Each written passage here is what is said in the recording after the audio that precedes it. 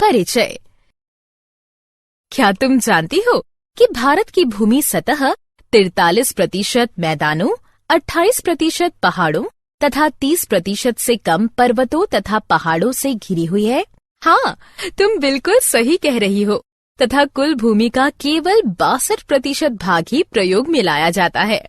स्थल मंडल जीवन को सहारा प्रदान करने वाला मुख्य तंत्र है तथा पृथ्वी की सबसे ऊपरी सतह मृदा कहलाती है।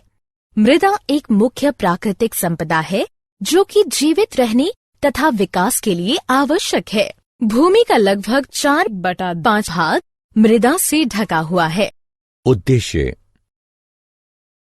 इस पाठ के अंत में आप निम्न करने में सक्षम हो जाएंगे। मृदा में खनिज की प्रचुरता को पहचानना, मृदा के प्रकारों को समझना, मृदा प्रदूषण को पहचानना, जैव रासायनिक चक्रण को समझना, जलीय चक्र का अध्ययन करना, नाइट्रोजन चक्र को समझना, कार्बन चक्र का अध्ययन करना, ग्रीन हाउस प्रभाव को समझना, ऑक्सीजन चक्र का अध्ययन करना, ओजोन परत की महत्ता को समझना, मृदा में खनिज की प्रचुरता। एक चित्र में जीवन की विविधता को निर्धारित करने वाली एक महत्वपूर्ण संपदा मृदा है। पृथ्वी की सबसे बाहरी परत को भूपृष्ठ कहा जाता है और इस परत में पाए जाने वाले खनिज जीवों को विभिन्न प्रकार के पालन पोषण करने वाले तत्व प्रदान करते हैं। लेकिन यदि ये खनिज बड़े पत्थरों के साथ संलग्न होते हैं तो ये जीवों के लिए उपलब्ध नहीं होंगे। हजारों और लाखों वर्षों के लंबे समयांतराल में पृथ्वी की सतह या उसके समीप पाए जाने वाले पत्थर विभिन्न प्रकार के भौतिक, रासायनिक और कुछ जैव प्रक्रमों के द्वारा टूट जाते हैं। टूटने के बाद सबसे अंत में बचा महीन कण मृदा है। वे कारक या प्रक्रियाएं जिनसे मृदा बनती है निम्न हैं। सूर्य दिन के समय पत्थर को गर्म कर देता है जिससे वे प्रसारित हो जाते हैं। रात के समय ये पत्थर ठंडे होते हैं और संकुचित हो जाते हैं क्योंकि पत्थर का प्रत्येक भाग असमान रूप से प्रसारित तथा संकुचित होता है। ऐसा बार बार होने पर पत्थर में दरार आ जाती है तथा अंत में ये बड़े पत्थर टूटकर छोटे छोटे टुकड़ों में विभाजित हो जाते हैं। जल मृदा के निर्माण में दो प्रकार से सहायता करता है। पहला, सूर्य के ताप से बने पत्थरों की दरार में जल जा सकता है। यदि यह जल बाद में जम जाता है तो यह दरार को और अधिक चौड़ा करेगा। दूसरा, बहता हुआ जल कठोर पत्थरों को भी तोड़ फोड़ देता है। तेज गति के साथ बहता हुआ जल प्रायः अपने साथ बड़े और छोटे पत्थरों को बहाकर ले जाता है। ये पत्थर दूसरे पत्थरों के साथ टकराकर छोटे छोटे कणों में बदल जाते हैं। जल पत्थरों के इन कणों को अपने साथ ले जाता है और आगे निक्षेपित कर देता है। वायु।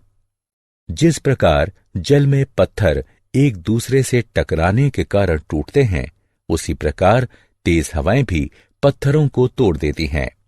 वायु जल की ही तरह बालू को एक स्थान से दूसरे स्थान तक ले जाती है। मृदा के प्रकार तथा भूमि प्रदूषण। मृदा एक मिश्रण है। इसमें विभिन्न आकार के छोटे छोटे टुकड़े मिले होते हैं। इसमें सड़े गले जीवों के टुकड़े भी मिले होते हैं जिसे ह्यूमस कहा जाता है। इसके अतिरिक्त मिट्टी में विभिन्न प्रकार के सूक्ष्म जीव भी मिले होते हैं। मृदा के प्रकार का निर्णय उसमें पाए जाने वाले कणों के औसत आकार द्वारा निर्धारित किया जाता है। मृदा के गुण को उसमें स्थित ह्यूमस की मात्रा और पाए जाने वाले सूक्ष्म जीवों के आधार पर निर्धारित किया जाता है। मृदा की संरचना का मुख्य कारक ह्यूमस है क्योंकि यह मृदा को सरंध्र बनाता है और वायु तथा जल को भूमि के अंदर जाने में सहायक होता है। खनिज पोषक तत्व जो उस मृदा में पाए जाते हैं वह उन पत्थरों पर निर्भर करते हैं जिससे मृदा बनी है। किस मृदा पर कौन सा पौधा होगा यह इस पर निर्भर करता है कि उस मृदा में पोषक तत्व कितने हैं, ह्यूमस की मात्रा कितनी है और उसकी गहराई क्या है। इस प्रकार मृदा की ऊपरी परत में, जिसमें मृदा के कणों के अतिरिक्त ह्यूमस और सजीव स्थित होते हैं, उसे ऊपरी मृदा कहा जाता है। ऊपरी मृदा की गुणवत्ता एक महत्वपूर्ण कारक है जो उस क्षेत्र की जैविक विविधता को निर्धारित करती है। आधुनिक खेती में कीटनाशकों और उर्वरकों का बहुत बड़ी मात्रा में प्रयोग हो रहा है। लंबे समय तक इन पदार्थों का उपयोग करने से मृदा के सूक्ष्मजीव मृत हो जाते हैं और मृदा की संरचना को नष्ट कर सकते हैं, जो कि मृदा के पोषक तत्वों का पुनः चक्रण करते हैं।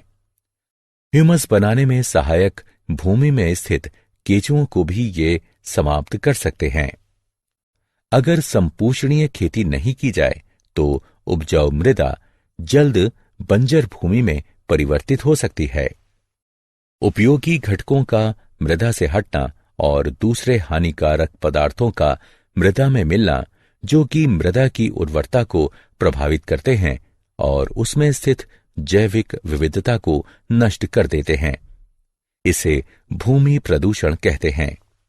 मृदा के महीन कण प्रवाहित वायु या जल के साथ भी स्थानांतरित हो सकते हैं। मृदा के समस्त कणों के स्थानांतरित हो जाने पर कठोर पत्थर बाहर आ जाता है।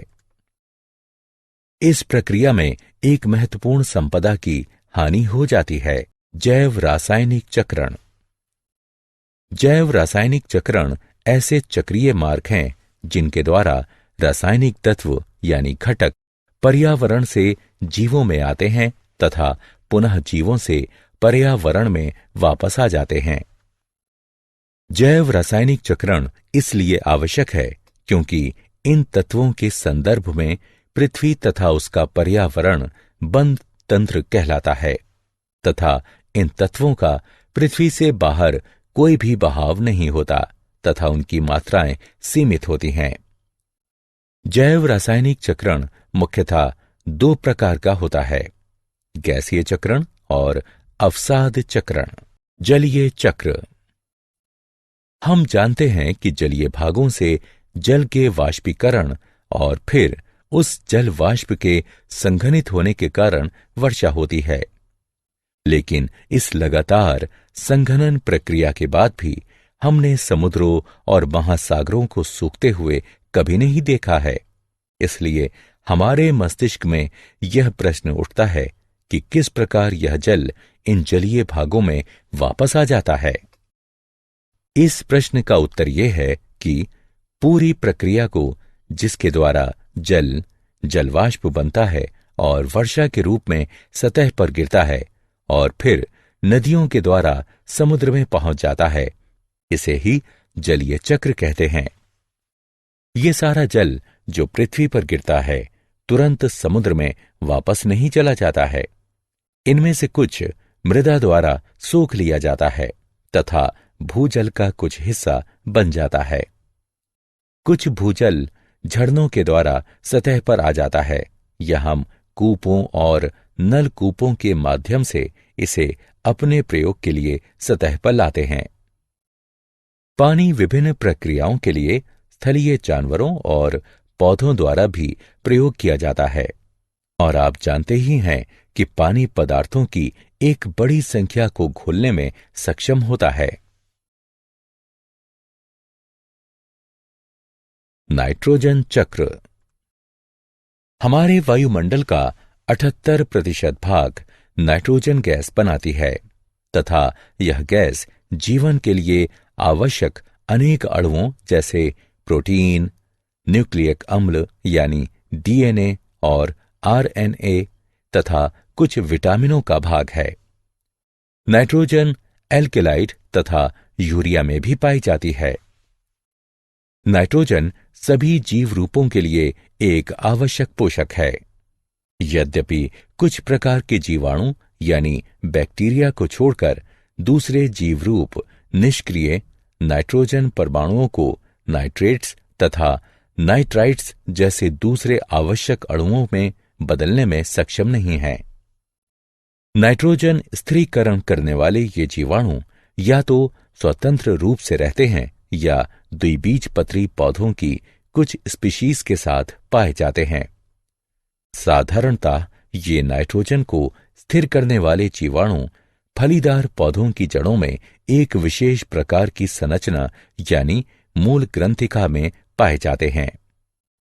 इन जीवाणु के अलावा नाइट्रोजन परमाणु नाइट्रेट्स तथा नाइट्राइट्स में भौतिक क्रियाओं के द्वारा बदलते हैं। बिजली चमकने के समय वायु में पैदा हुआ उच्च ताप तथा दाब नाइट्रोजन को नाइट्रोजन के ऑक्साइड में बदल देता है। यह ऑक्साइड जल में घुलकर नाइट्रिक तथा नाइट्रस अम्ल बनाते हैं और वर्षा के साथ भूमि की सतह पर गिरते हैं तथा इसका उपयोग विभिन्न जीव रूपों द्वारा किया जाता है। सामान्यतः पौधे नाइट्रेट्स तथा नाइट्राइट्स को ग्रहण करते हैं तथा उन्हें अमीनो अम्ल में बदल देते हैं, जिनका उपयोग प्रोटीन बनाने में होता है। कुछ दूसरे जैव रासायनिक विकल्प हैं, जिनका प्रयोग नाइट्रोजन वाले दूसरे जटिल यौगिकों को बनाने में होता है। ये प्रोटीन और अन्य जटिल यौगिक जंतुओं द्वारा खपत की जाती है। जब जंतु या पौधों की मृत्यु हो जाती है तो मिट्टी में मौजूद अन्य जीवाणु विभिन्न यौगिकों में स्थित नाइट्रोजन को नाइट्रेट्स तथा नाइट्राइट्स में बदल देते हैं। अन्य तरह के बैक्टीरिया इन नाइट्रेट्स तथा नाइट्राइट्स को नाइट्रोजन तत्व में बदल देते हैं। इसी प्रकार प्रकृति में एक नाइट्रोजन चक्र होता है, जिसमें नाइट्रोजन वायुमंडल में अपने मूल रूप से गुजरता हुआ मृदा और जल में साधारण परमाणु के रूप में बदलता है तथा जीवित प्राणियों में और अधिक जटिल यौगिक के रूप में कार्बन चक्र। कार्बन पृथ्वी पर बहुत सारी अवस्थाओं में पाया जाता है। ये अपने मूल रूप में हीरा और ग्रेफाइट में पाया जाता है। यौगिक के रूप में यह वायुमंडल में कार्बन डाइऑक्साइड के रूप में विभिन्न प्रकार के खनिजों में कार्बोनेट और हाइड्रोजन कार्बोनेट के रूप में पाया जाता है, जबकि सभी जीव रूप कार्बन आधारित अणुओं जैसे प्रोटीन, कार्बोहाइड्रेट्स, वसा, न्यूक्लिक अम्ल और विटामिन पर आधारित होते हैं। बहुत सारे जंतुओं के बाहरी और भीतरी कंकाल भी कार्बोनेट लवणों से बने होते हैं। प्रकाश संश्लेषण की क्रिया जो सूर्य की उपस्थिति में उन सभी पौधों में होती है जिनमें कि क्लोरोफिल होता है, इस मूल क्रिया द्वारा कार्बन जीवन के विभिन्न प्रकारों में समाविष्ट होता है। यह प्रक्रिया वायुमंडल में या जल में घुले कार्बन डाइऑक्साइड को ग्लूकोज अणुओं में बदल देती है। ये ग्लूकोज अणु या तो अन्य पदार्थों में परिवर्तित हो जाते हैं अथवा अन्य जैविक रूप से महत्वपूर्ण अणुओं के संश्लेषण के लिए ऊर्जा प्रदान करते हैं। जीवित प्राणियों को ऊर्जा प्रदान करने की प्रक्रिया में ग्लूकोज का उपयोग होता है। श्वसन की क्रिया द्वारा ग्लूकोज को कार्बन डाइऑक्साइड में बदलने के लिए ऑक्सीजन का प्रयोग हो भी सकता है और नहीं भी। यह कार्बन डाइऑक्साइड वायुमंडल में वापस चली जाती है। दहन की क्रिया जहां ईंधन का उपयोग खाना पकाने, गर्म करने, यातायात और उद्योगों में होता है, उसके द्वारा वायुमंडल में कार्बन डाइऑक्साइड का प्रवेश होता है। वास्तव में जब से औद्योगिक क्रांति हुई है और मानव ने बहुत बड़े पैमाने पर जीवाश्म ईंधनों को जलाना शुरू किया है, तब से वायुमंडल में कार्बन डाइऑक्साइड की मात्रा दुगनी हो गई है। ग्रीन हाउस प्रभाव। ग्रीन हाउस प्रभाव एक प्रक्रिया है जिसके द्वारा एक ग्रह की सतह से ताप विकिरण वायुमंडलीय ग्रीन हाउस गैसों द्वारा अवशोषित हो जाती है और फिर सभी दिशाओं में विकीर्ण हो जाती है। उसके बाद विकिरण का कुछ भाग पुनः सतह की ओर वापस आ जाता है। ऊर्जा सतह और निचले वायुमंडल में स्थानांतरित हो जाती है। यदि सौर विकिरण द्वारा प्रत्यक्ष गर्मी केवल ऊष्मीय प्रक्रिया थी तो परिणाम स्वरूप वहां तापमान अधिकतम होगा। वायुमंडल में विद्यमान कार्बन डाइऑक्साइड में वृद्धि से वायुमंडल में ऊष्मा की वृद्धि होती है तथा वैश्विक ऊष्मीकरण ग्लोबल वार्मिंग को बढ़ावा देती है। वैश्विक ऊष्मीकरण यानी ग्लोबल वार्मिंग के कारण समुद्र के स्तर तथा वैश्विक तापमान में वृद्धि होती है। यह कृषि पर भी प्रतिकूल प्रभाव डालती है तथा तूफान, चक्रवात और बाढ़ की संभावना को बढ़ावा देती है।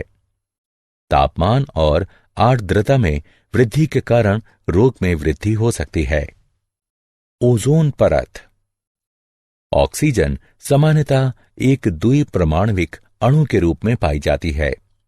यद्यपि वायुमंडल के ऊपरी भाग में ऑक्सीजन के 3 परमाणु वाले अणु भी पाए जाते हैं। इसका सूत्र O3 होता है तथा इसे ओजोन कहते हैं। ऑक्सीजन के सामान्य द्विपरमाणविक अणु के विपरीत ओजोन विषैला होता है। हम भाग्यशाली हैं कि ओजोन पृथ्वी की सतह के नजदीक स्थिर नहीं रह पाता है। यह सूर्य से आने वाले हानिकारक विकिरणों को अवशोषित करती है। इस प्रकार ये उन हानिकारक विकिरणों को पृथ्वी की सतह पर पहुंचने से रोकती है जो कि कई जीव रूपों को हानि पहुंचा सकते हैं।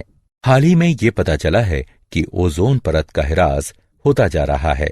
मनुष्य के द्वारा बनाए गए विभिन्न प्रकार के यौगिक जैसे क्लोरोफ्लोरोकार्बन यानी CFC वायुमंडल में स्थित अवस्था में उपस्थित हो जाते हैं। CFC यानी क्लोरीन तथा फ्लोरीन युक्त कार्बन यौगिक है। ये बहुत स्थायी होते हैं तथा किसी जैव प्रक्रिया द्वारा भी विघटित नहीं होते हैं। एक बार जब वे ओजोन परत के समीप पहुंचते हैं वे ओजोन अणुओं के साथ प्रतिक्रिया करते हैं। इसके परिणाम स्वरूप ओजोन की परत में कमी आई और हाल ही में अंटार्कटिका के ऊपर ओजोन परत में छिद्र पाया गया। ओजोन परत के और भी अधिक क्षीण होने के कारण पृथ्वी पर जीवन पर पड़ने वाले प्रभावों के विषय में कल्पना करना भी कठिन है। अतः बहुत लोगों के विचार में ओजोन की परत के क्षीण होने की प्रक्रिया को रोकने के प्रयास आवश्यक हैं। अतः लोगों को ओजोन परत के भविष्य में होने वाले क्षय को रोकने के लिए प्रतिबद्ध होना चाहिए। क्या आप जानते हैं, पिछले कुछ दशकों से प्रत्येक वर्ष दक्षिणी हेमिस्फीयर शीत के दौरान क्लोरीन तथा ब्रोमीन की रासायनिक अभिक्रियाओं से दक्षिणी ध्रुवीय भाग में ओजोन परत का क्षय काफी तेजी से हो रहा है। इस क्षय वाले भाग को ओजोन छिद्र कहते हैं। ओजोन छिद्र का आकार नक्शे के कुल ओजोन कॉलम को मापकर किया जाता है। पृथ्वी के क्षेत्र से यह गणना की गई है कि यह 220 डॉप्सन इकाइयों के एक निरंतर मान के साथ एक रेखा द्वारा घिरा है। ऐतिहासिक परीक्षणों में 1979 से पूर्व अंटार्कटिका के ऊपर जब ओजोन का मान 220 डॉप्सन इकाइयों से कम पाया गया तब से 220 डॉप्सन इकाइयों का मान निर्धारित किया गया। इसके अलावा अंटार्कटिका के ऊपर प्रत्यक्ष मापन से 220 डॉप्सन इकाइयों से कम एक ओजोन स्तर कॉलम क्लोरीन और ब्रोमीन यौगिकों द्वारा ओजोन हानि का एक परिणाम है। सारांश। आइए हमने जो कुछ सीखा है उसे संक्षेप में दोहराएं। विभिन्न प्रकार के पोषक तत्व चक्रीय रूपों से पुनः उपयोग किए जाते हैं। इस कारण जैवमंडल के विभिन्न घटकों में एक निश्चित संतुलन स्थापित होता है। वायु, जल तथा मृदा का प्रदूषण जीवन की गुणवत्ता और जैव विविधताओं को हानि पहुंचाता है।